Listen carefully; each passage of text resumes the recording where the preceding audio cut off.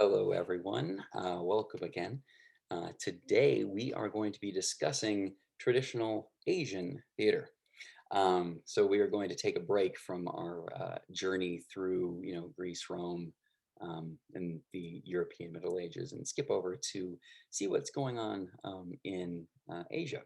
Right now, when I say Asia, I know that that is itself an extreme generalization, right? Asia is half of the world's population, right? Um, and we are going to skip, from one type of theater to another um, along different countries and cultures and time periods. But there are certain threads that seem to exist through all of them. Um, so let's just dive right in. First, we're going to start in India. Now, ancient Indian or Sanskrit, which is the language of ancient India theater, um, just like in the West, it had its origins in religious festivals, right? So, according to legend, Brahma, the Hindu deity associated with creativity and other things and creation, uh, conceived of theater to give enlightenment through pleasure. So that is the idea, right? The goal of theater, according to this legend, is for people to learn things through having fun, right? And the Siva, the lord of dance, added dance. Vishnu gave theater its various styles, right? And so all of the different ancient Hindu gods were um, had their hands in making theater. It started probably with ritual chanting of the Vedas, which are foundational Sanskrit religious texts by worshippers, again, similar to the city Dionysia, right? You would chant these religious texts and then turn into dance and music and theater. Sanskrit drama was the drama of the ancient Indian court until 1000, until about, um, uh, when we talked about Sapientia, about when that came about. Now, there were two broad kind of genres of plays. They were the Nataka plays, which are based upon mythology or history. They're usually heroic tales where a hero conquers or achieves or gets something. Or there are Prakarana plays, which are based upon normal people. Right? And you can see this kind of delineation between the kind of heroic, tragic, epic on the one hand, and the more kind of pedestrian, mundane, everyday on the other hand. That genre split is here in ancient Sanskrit theater, just as it was. You could kind of think of, um, you remember Greek tragedies, right? You had the old comedy of Aristophanes, which was kind of epic and heroic in some ways, and then the late comedies, um, or the new comedy rather, which was a little bit more pedestrian. And there was traditional dance, right? In a lot of these traditional Asian theaters, dance was extremely important, and music was also extremely important. They were unconcerned with realism. Realism, making things appear as they do in real life, was not something that any of these traditions really took as something that they should strive for. Um, you can see here by this gentleman on our right, that is a lot of representation instead of imitation. Now, um, uh, talking about ancient Sanskrit drama, we need to talk about the Natya Shastra, which is the earliest Sanskrit text um, in terms of theater and theater theory. It's attributed to sage Bharata Muni, and they don't know because the origins of this book are kind of in legend and lore and that kind of thing. But they think Bharata Muni lived somewhere between, the second century BCE to the second century CE. Thought of as India's first actor playwright. The text itself, this Natya Shastra, has roots back further, but through additions and recompilings and that kind of thing. It wasn't compiled as a finished document until later.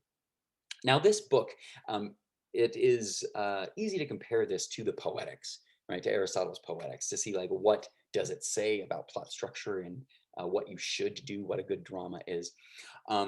But because it is an ancient Sanskrit text, it is not just one thing. It is not just theater theory. It's also kind of religious text as well. It tells kind of legend and story um, instead of just kind of how do you do plays good. Um, Now, one of the most interesting concepts I think about the Nadia Shastra is it talks about the interplay and the difference between bhava and rasa, which are two types of feeling, essentially. Now, a bhava is an internal emotional state, right, that an actor portrays or that people can feel in real life, right, like love, amusement, sorrow, anger, heroism, fear, disgust, and wonder. Um, a lot of the Nadia Shastra puts things into categories, and so they're like there are eight and only eight of these. Um, Later on, they added with when Buddhism came more into India, they added, I think, peace or serenity is one of these. But that's what bhava is. It is the like a primary emotion that you can express. Now, rasa is also a feeling. It is also an emotion, but it has a different quality, right? Rasa literally means taste, right? It is a taste or sentiment that is evoked in an audience, right? Either, and comparing, love, like that bhava might be related to the erotic rasa, or amusement is comic, sorrow, pathetic, right? All the way to furious, heroic, terrible, odious, and marvelous. Um, and then maybe serene or something in the ninth one. But this kind of explains a question that we may have when it comes to emotions and theater. So in real life, being afraid is an awful experience, right? We don't like being afraid in real life. However, we do seek out things like roller coasters and horror movies. And yet, why do we do that? If being afraid in real life is terrible, why do we seek out these artificial situations in which we feel afraid?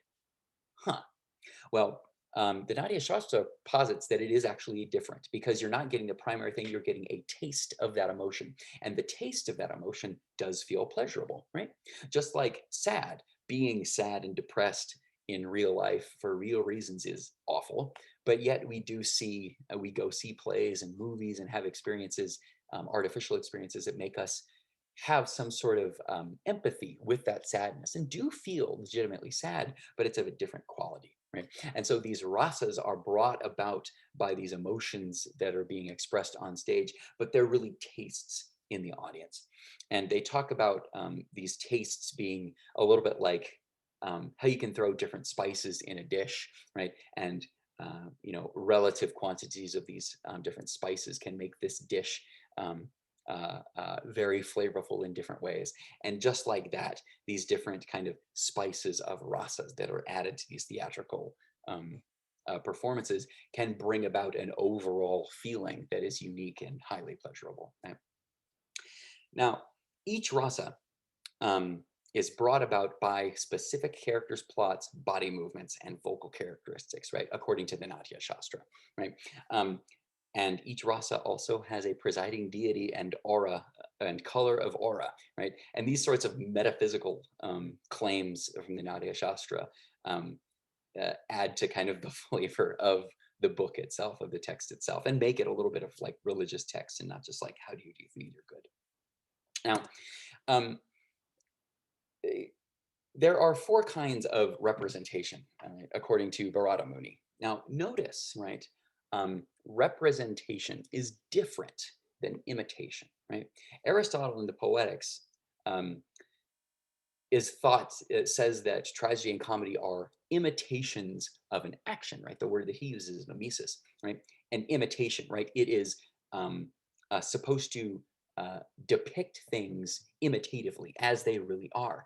Now, here we look and they are representative, right? They are a little bit more abstract, a little bit more symbolic. They're supposed to represent things instead of actually imitate them, right? And that is a fine distinction, but it does lead again to realism, the actual imitation being unimportant, right? Um, what is important is whether or not they are symbolically representative of. Right. So he says that there's four kinds of representation. You can represent things with your body, with your speech, with the costumes, and things that are involuntary, which I like that he brings in a little bit of the subconscious in here as well. Now, uh, talking about um, categories and how these different ingredients can be brought about. Um, he details four different postures, right? How you're holding your body, nine different neck movements, seven eyebrow movements, 36 types of gaze, 24 mudras, which are, symbolic hand gestures for one hand and 13 for both, and 108 dance moves or karanas, right? And these are spelled out in the book. So it's like, oh, well, if you want to um, evoke a feeling of heroism, then if your character has, if this person on stage does this particular thing with their hand, this particular thing with their body, looks this particular way, moves this way, then that will bring about the feeling of heroism in for the audience for their rasa, right? So it is highly, highly prescriptive, right? Um, there's no kind of improvisation of these um, uh, hand gestures and how you're saying something in ancient Sanskrit drama. They are very much predetermined um, to to uh, to bring about the optimal effect. Now, he divides plot, right, in terms of five joints, right, kind of acts. Um, and notice that these relate to a hero, right, trying to get something, right, um, going along that the kind of broader genre of a lot of these pieces of theater were heroic, right? You have a heroic character who's trying to achieve something. So at the beginning, the hero wants something. Great. After a while, the second act, we would call it, is that the hero begins to take steps toward that. And then after that, the goal, oh, maybe it'll happen. And then after that, the goal will happen. And then the goal happens, right? Which it definitely does go in a normal procession. But he thinks that each of these is very important to have because otherwise it doesn't feel right. Now, that's talking about what Bharata Muni thought about what drama was. Now, ancient Sanskrit theater itself, the actual practice, there was a principal plot and there were secondary plots, right, that reinforced the main plot. Contra to Aristotle, who thought that there should just be one plot and no subplots. The entire theater was about the size of a basketball court, right? And about at mid-court would be the delineation between the audience and the performers. Men and women performed in Sanskrit drama. So yay, finally. It's going to go back and forth. But again, you can see from these costumes that, again, realism was not something that they are trying for. They are trying for representation. Now, skipping over from the subcontinent way up to China. I know. Similarly to what we've been talking about, the first actors were monks hired to perform at Buddhist temples during the harvest. Right? Again, coming out of religious festivals. So this person, Tang Ming Huang, from 712 to 755, established actually a training academy for actors. This is one of the first ones that we know about, certainly in China, at his palace. Now, Tang Ming Huang was an emperor, right? At his palace in Chang'an, which is today known as Xi'an, which is a large city inland in China, which was it was the capital of ancient China for a long time.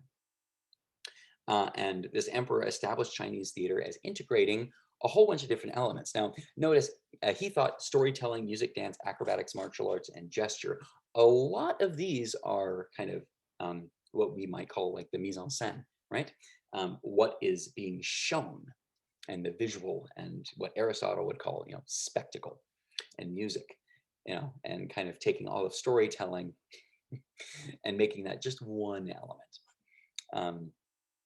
Storytelling wrapping up the things that Aristotle were most important, three most important. Everything combined together is this Chinese theater. The Yuan dynasty, in the 13th to 14th centuries, was China's golden age of drama. Traditionally, their plays had 4 acts, stock characters, which if we remember from Roman comedy, were characters that they existed as types that you could just kind of plug in to a play and have them interact in relatively predictable ways, right? You would know who these people were, even if you didn't know the play. Again, painted faces, right? Because just like in India and China, it was not important at this time. It was not a goal to have people look as they did in real life. Now, these dramas appeal to higher and lower classes.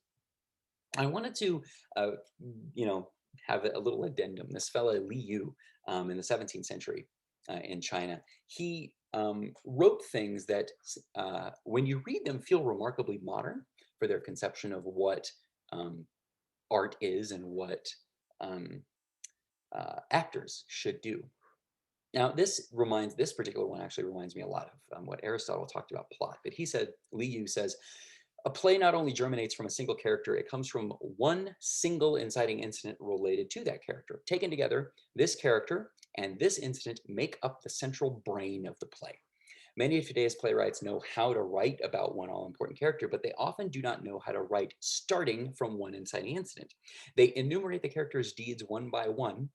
As individual pieces, they are all fine, but they do not make a good full length play because they are loose pearls without a string, a house without a beam. Aristotle could have written this when he was talking about a play should be one action, right? It should have a beginning, right? You say one inciting incident and tell that story and not have just enumerating a series of deeds because it's not one story, right? Um, we also said, and this is again very, very modern and almost method acting-y, if you know that term. When a female performer plays a woman character, it is very important for her not to be artificial, but instead natural and subtle. Otherwise, she would be like a man playing a woman. Huh. So a man playing a woman often is, and this is me, right? But if a man playing a woman is often kind of heightened and a little bit melodramatic, when a female performer needs to play a woman, she should not do the same thing. If she is playing a woman as heightened and overdramatic, she would not look real. She would look like she was essentially in drag, right? She would be a man performing in that way. While she sees herself as being reserved and dignified, the audience sees her as being artificial. She must be asked to forget that she is acting on the stage and to imagine that she is at home going about her usual business. It is even harder for her to play a male character, but rather than having people laugh at her because outwardly she does not resemble the male character, if she puts herself in her character's shoes and lives the part, the female performer will win praises because she embodies his spirit and expresses his emotions truthfully and accurately. Now, one thing that Lee is getting at is a very modern conception of getting into character. And it is much more important to be and to live a part and embody the spirit of a character rather than look like this character, right? Now, Li Yu is a relatively modern, right, 17th century Chinese dramatist. Um, but I just wanted to point out this to show that, right, Chinese drama and, I guess by implication, Asian drama is not monolithic, right? It went through its own and kind of transitional phases, just like Western drama did as well. Now, when we think of Chinese drama, um, the dominant theatrical form is Beijing opera, right? During the reign of the Qing Emperor Qianlong, acting troops from interior provinces performed folk dramas for the emperor's birthdays, right? So the emperor would have a birthday and want to throw a big party. You're like, okay, what can we do? Well, we want to have performers, right? So let's hire a whole bunch of performing troops out from the provinces to come and just perform for my birthday. Now, these troops, because they were from the provinces, when they came to Beijing, they wouldn't just go there to perform to the emperor and leave. They stayed, right, and performed for the citizens of the capital. The citizens of the capital enjoyed, right, these like simple stories with music and acrobatics. It was a good old fun time. And this particular form of theater became the dominant form of Chinese theater until the present day. Of course, today in China, you will see um, modern realism. You could see, plays by, contemporary Chinese authors. But, you would see Shakespeare and Tennessee Williams performed in Shanghai and Beijing all the time. It's just that uh, the dominant form of theater, when people think of Chinese theater, it is Beijing opera. Now, incidentally, you may have heard it called Peking opera. The reason why you have those two names of Beijing and Peking, they refer to the same thing. It's just different dialects, right? Beijing is how they say the capital of China in Mandarin, in the Mandarin dialect. Peking is how you would say it in the dialect that comes from Taiwan, right? And since the United States government, because anti-communism, recognized Taiwan's government as the official government of all of China for a long time, a lot of in America we have the Taiwanese um, ways of saying mainland China words. So like a lot of people say Peking, even though it's um, getting more common to use just the Mandarin Beijing. Now, again, it used stock characters, right? There was the male, the female, the painted face, and the clown, roughly kind of a lead male, supporting male, and the comic male, each with different subtypes. Traditionally, Beijing opera, they were all performed by men, incidentally.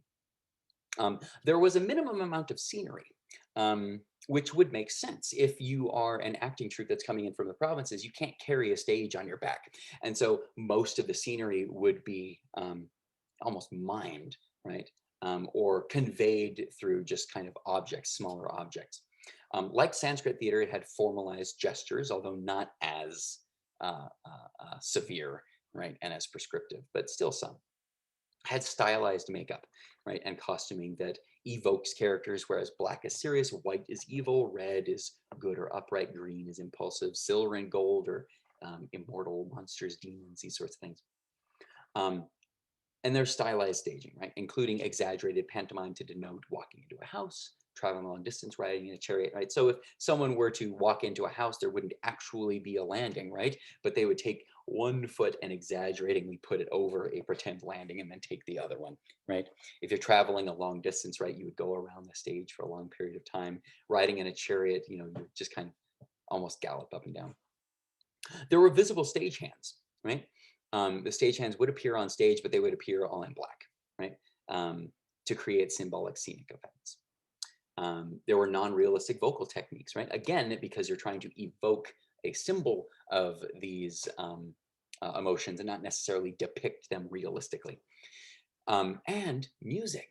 There was constant melodramatic underscoring by a small orchestra, right, of traditional string, wind, and percussion instruments. So if you would see any kind of Beijing opera, there's a lot of percussion and a lot of music kind of going on in the background to underscore what was going on stage.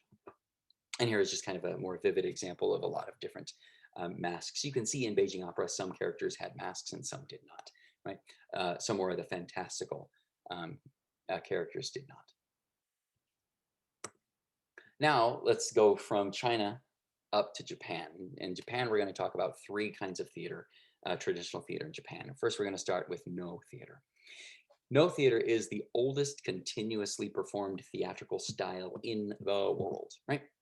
No theater has been going on since, at least like the 13th century. And people are still performing it, and it has been performed continuously the entire time. The most famous and one of the first was Zeami, right? 1363 to 1443. Now, No theater itself is closely related to Zen Buddhism and Shinto, right? So the theatrical experience is very contemplative, and it's almost like a sacred ritual. You're going to No theater to participate in a sacred kind of contemplative ritual as theater, right? Raucous is the opposite of what No theater is. It is meditative, it is slowly paced, it is deliberate, right? It exists primarily to create a mood and experience rather than tell a story, right? Narrative is less important to No theater, right, than the mood that it creates. Now, because it's a ritual, right, and it is very kind of highly, highly, highly formalized. The playing space has specific dimensions to the inch, right? So the playing space is always a 19-foot, 5-inch square that is raised 2 feet 7 inches off the ground with a roof supported by 15 pillars and a pine tree painted on the back wall. Right? This is kind of what a No theater would look like. Right? And again, all No theaters are like this. They are exactly like this. Right? The pine tree might look different a little bit, but these are all, they all look like this. And because it is, again, more ritual and exact, a performance is judged on how exactly it adheres to the historical performances of, Zeami and whatnot. Now, No theater has masks, right? It does often tell stories about characters interacting with um, demons and devils and all sorts of supernatural creatures. But all the characters would wear masks, right? And here's an example of a couple. This and would be a main character woman on the left and a demon, obviously, on the right. Now, switching gears very, very dramatically from no theater, you get to kabuki theater, which raucous is absolutely it. Whereas no theater was meditative ritual for the elites, kabuki was raucous entertainment for everyone. In 1603, this performer, Izumo no Okuni, and her all-female troupe performed a dance drama in dry riverbeds, right, in the capital, right? When the riverbeds dried up, there was just a big flat land without trees or anything. So like she said, let's put on some shows here. Her fame grew that she was asked to perform for the shogun, right? Again, essentially like a military dictator, right?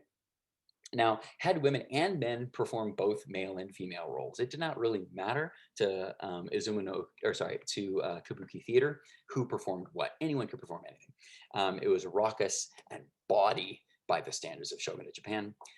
Eventually, tradition became that only men could act, and I'll talk about why in just a moment. But initially, one of these plays could last 12 hours long. Oh, goodness.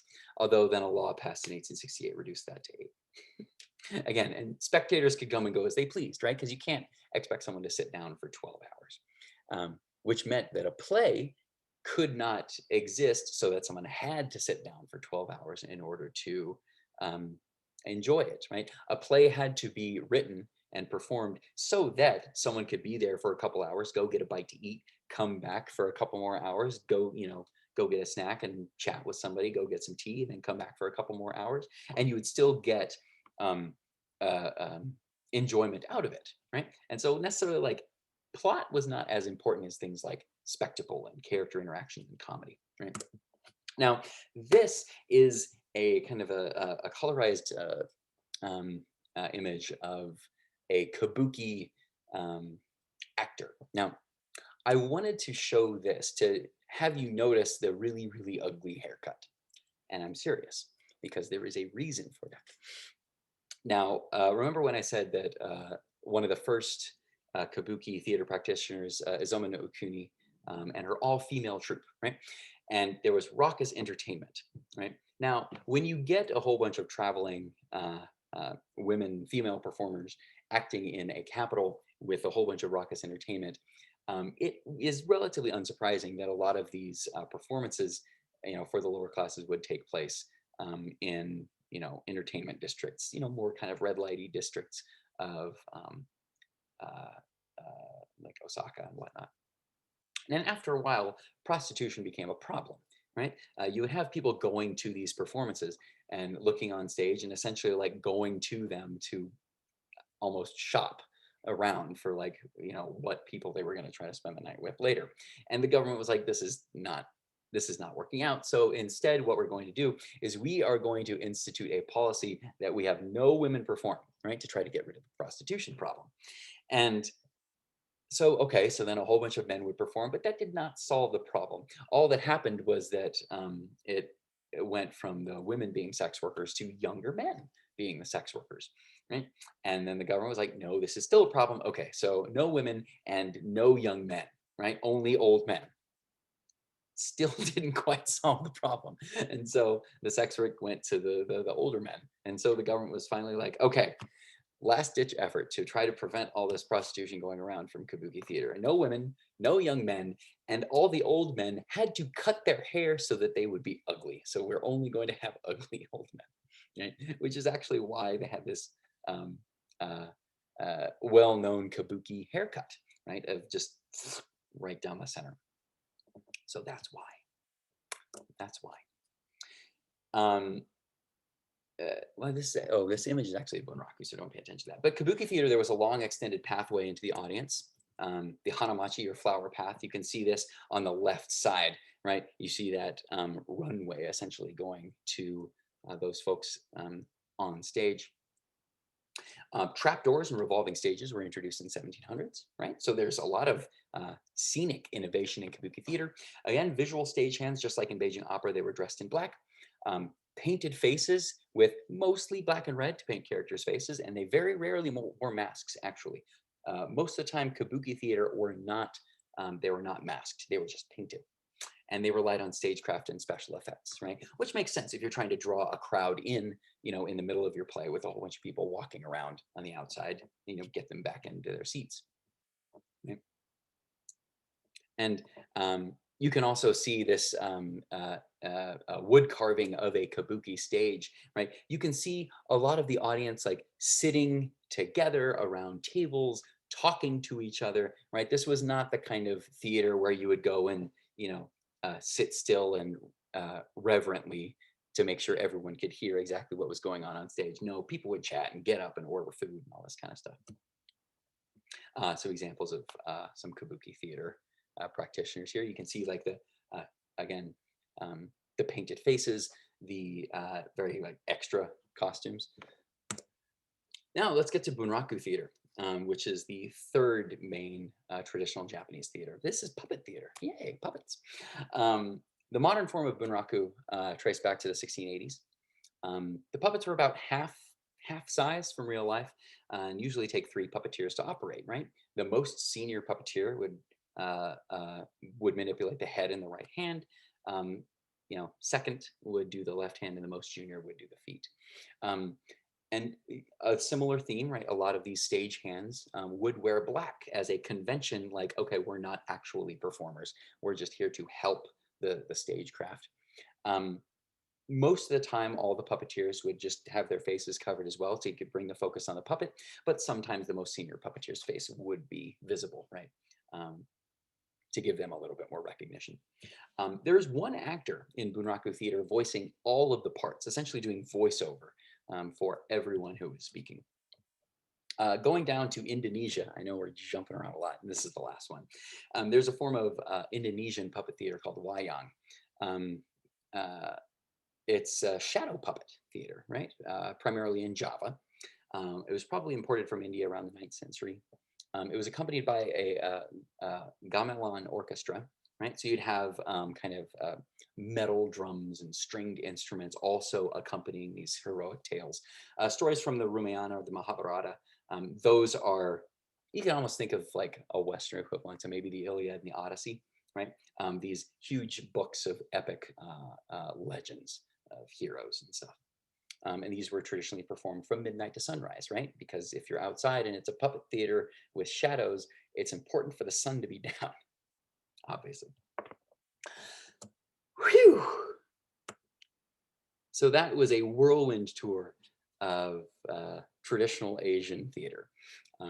Again, a lot of the things that seem to be common, right, are some conventions of there is music and dance, which are very, very important, right? Non-realism. Realism was not important, because there's painted faces and masks and big, huge costumes and stage effects and, literal stagehands walking on stage in black to represent that they're not there, not to seem like they're not there, right? Formalized gestures, a focus on the pleasure of the audience, right? Um, as entertainment. Right?